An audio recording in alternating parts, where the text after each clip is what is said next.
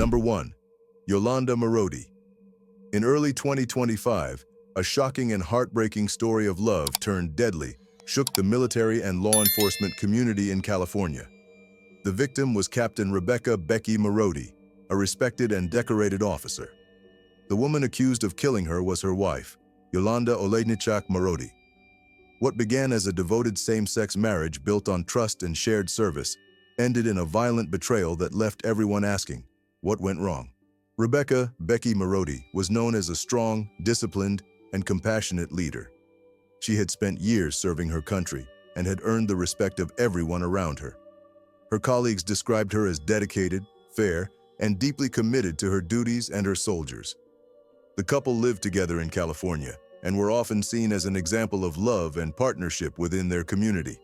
But underneath that image, things were not perfect. According to close friends, their relationship had grown tense in the months leading up to the tragedy. They argued frequently about finances, jealousy, and Becky's demanding work schedule. Some said Yolanda had become possessive and increasingly unstable, while Becky seemed more distant, focusing on her career and trying to maintain peace at home. Despite the growing strain, no one ever imagined their conflict would turn violent. Everything came to a head on a quiet February night in 2025. Police in California were called to the Marodis residence after neighbors reported shouting and what sounded like a struggle. When officers arrived, they discovered a gruesome scene. Captain Marodi had been stabbed multiple times in what investigators later described as a rage-driven attack. Emergency responders tried to save her, but she was pronounced dead at the scene. Yolanda was nowhere to be found.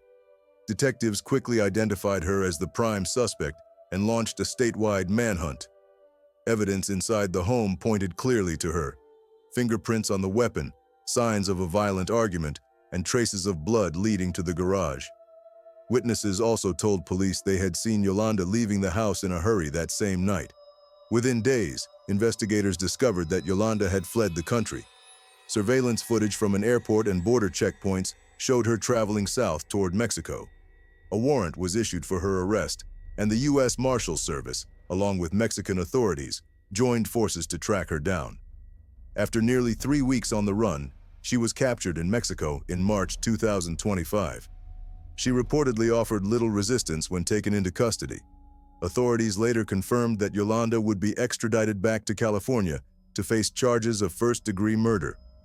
Prosecutors described the killing as premeditated, saying that Yolanda had shown clear intent to harm her wife.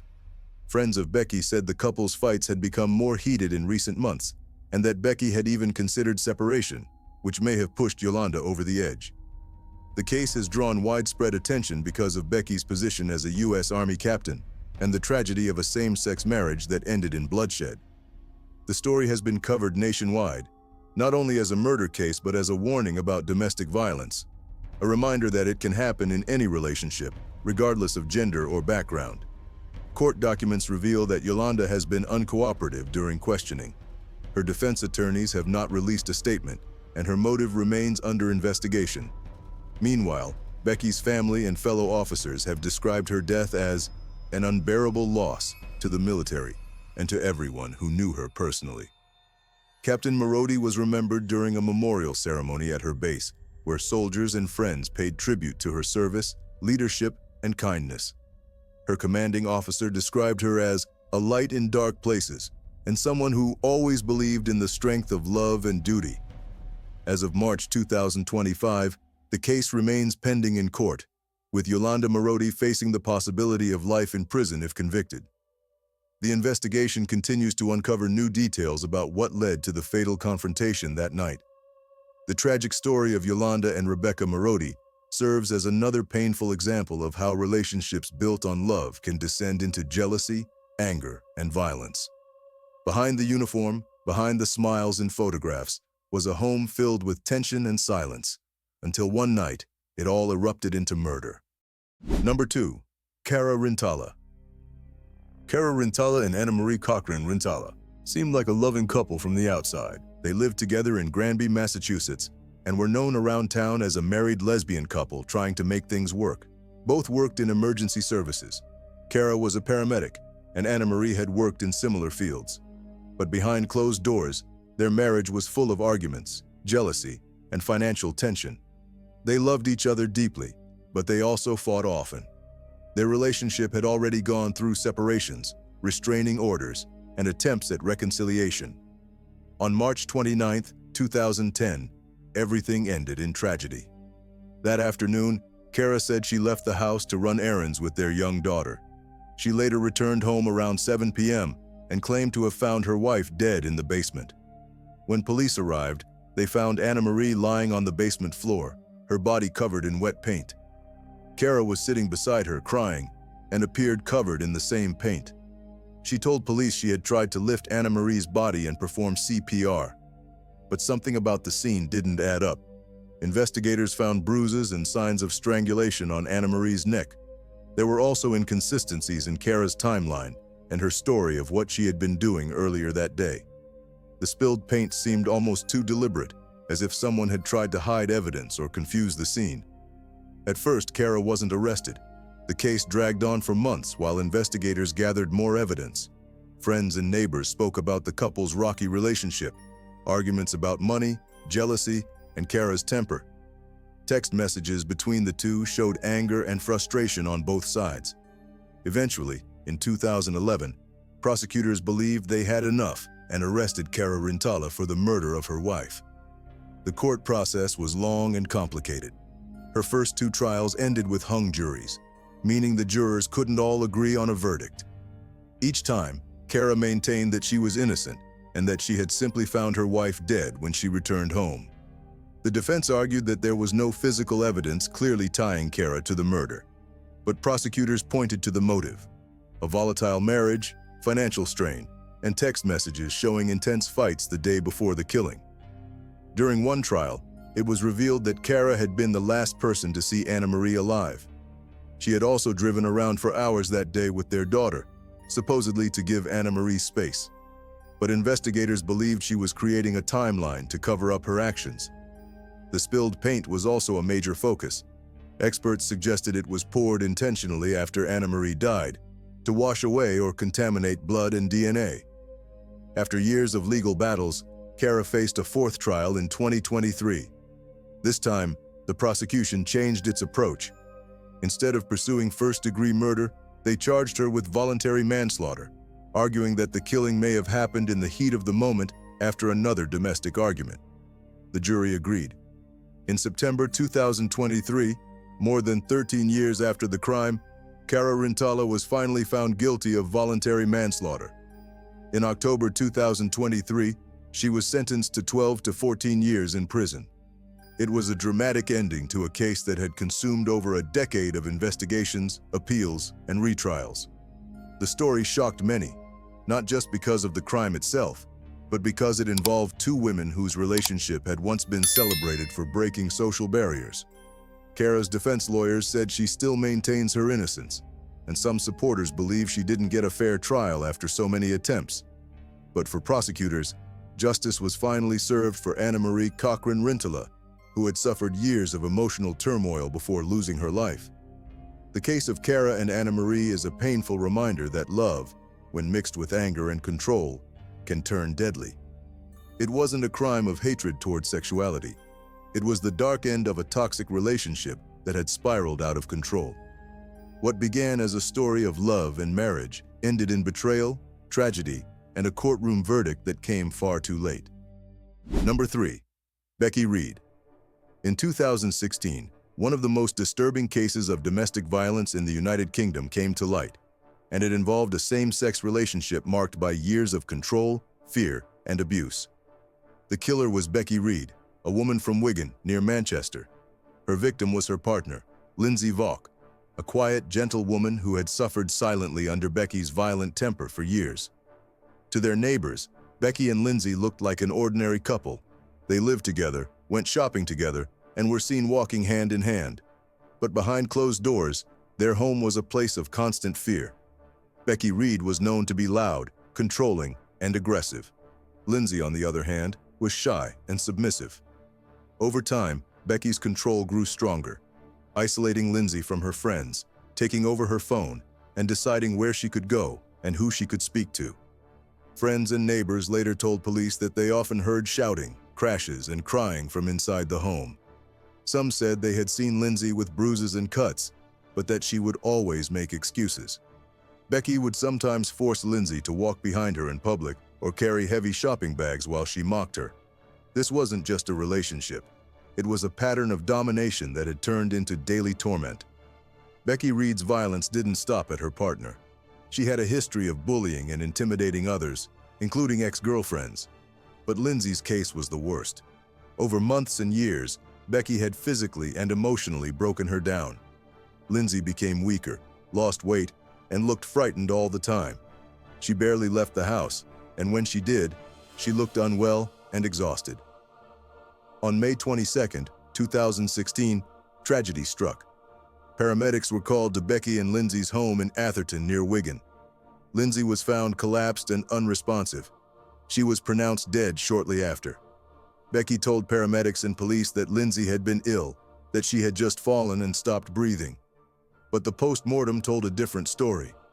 Lindsay had over 90 separate injuries on her body, bruises, cuts, and signs of repeated assaults. She had also suffered broken ribs and internal bleeding from being beaten so badly. The medical examiner said the injuries showed a pattern of sustained and severe physical abuse. When police began questioning Becky, she showed almost no emotion.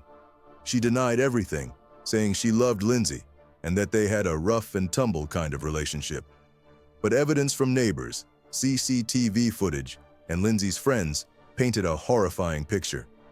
For weeks leading up to Lindsay's death, Becky was seen hitting her, pushing her in public, and shouting threats. Some neighbors even captured parts of the abuse on their door cameras. During the trial, prosecutors described Becky Reid as a domestic tyrant who treated her partner like a prisoner. They said she exercised complete control over Lindsay, emotionally, physically, and psychologically. Messages found on Lindsay's phone showed how terrified she had become. In one, she wrote that she couldn't take it anymore and was scared of what Becky might do. The jury at Manchester Crown Court didn't take long to reach a verdict. In December 2017, Becky Reid was found guilty of murder. The judge called her behavior sadistic and sustained cruelty, sentencing her to life in prison with a minimum term of 20 years. The court heard that Becky had shown no remorse throughout the investigation, never once expressing regret for Lindsay's death. The case shocked the public because it revealed that domestic abuse can exist in any kind of relationship, including same-sex ones, and that the signs are often missed or ignored. Lindsay had tried to leave several times, but fear and control kept her trapped. Authorities later admitted that more could have been done to protect her. Becky Reid's actions destroyed more than one life. They ended Lindsay's and scarred everyone who knew her. What should have been a loving relationship became a nightmare of abuse and control. In the end, the truth came out. Behind the walls of their home, love had turned into terror, and Lindsay Vo paid the ultimate price. Number 4. Nicole Abusharif. In 2007, a quiet Chicago suburb became the scene of a shocking crime, one that began with lies, jealousy, and betrayal inside a same-sex relationship. The couple at the center of it all were Nicole Abusharif and Rebecca Becky Klein. They had been together for nearly 7 years, sharing a home in Villa Park, Illinois. To everyone who knew them, they seemed happy. Becky worked hard, was close to her family, and spoke lovingly about her partner. But underneath that surface, something dark was growing. Nicole Abusharif was known for her charm, but also for her love of attention and her tendency to exaggerate. She had a habit of lying about money, her career, even her possessions. Friends later said Nicole bragged about owning a yacht and luxury cars she didn't actually have. Despite these flaws, Becky trusted her. Becky was described by friends as kind, dependable, and deeply in love. She wanted their relationship to last forever. But what Becky didn't know was that Nicole had been seeing another woman behind her back. On March 15, 2007, Becky Klein didn't show up for work. Her friends and family immediately knew something was wrong. She was always responsible, always on time. Concerned, one of her friends went to her home and found the door locked, but Becky's car in the driveway. Police were called, and when they entered the house, they found a terrible scene. In the trunk of Becky's 2003 Ford Mustang, parked in her own garage, lay her body. She had been bound, gagged, and suffocated with a plastic bag. At first, Nicole tried to act shocked. She told police she had been out with friends and that she had no idea what happened to Becky. But detectives noticed her story kept changing. She claimed she had been running errands, then later said she was meeting someone for a date. She also didn't seem as emotional as they expected for someone who had just lost her partner.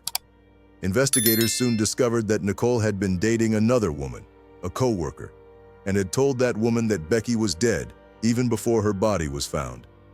The more police dug, the more lies they uncovered.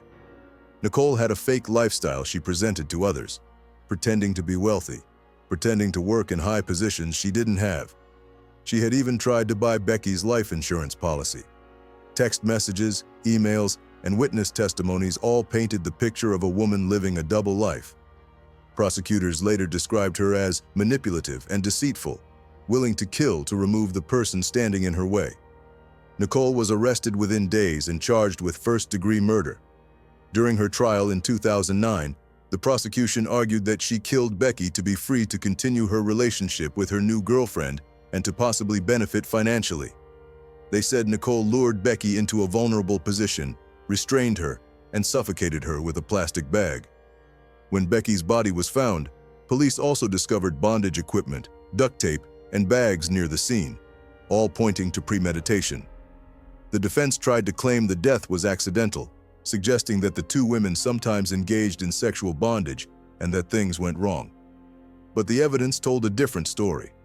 There was no sign Becky had consented that night, and the level of restraint showed force, not play.